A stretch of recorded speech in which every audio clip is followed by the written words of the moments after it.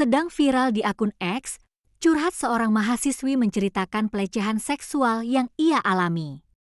Dengan terduga pelaku oknum wakil ketua Badan Eksekutif Mahasiswa BEM Unsri M. Eva.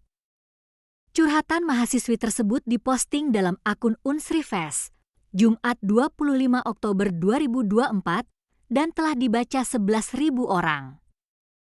Min aku nak ngadu ke kejahatan yang dilakukan oleh salah satu petinggi di organisasi tertinggi di Unsri, tulisnya.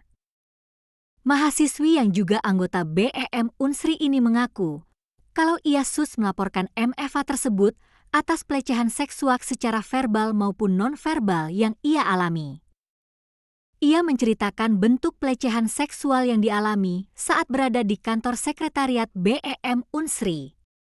Ia berharap agar persoalan ini segera bisa ditindaklanjuti secepatnya. Dirinya juga berharap agar siapa saja mahasiswi yang pernah mengalami hal serupa untuk speak up. Mahasiswi ini juga mengatakan mungkin apa yang ia alami termasuk kategori tidak parah.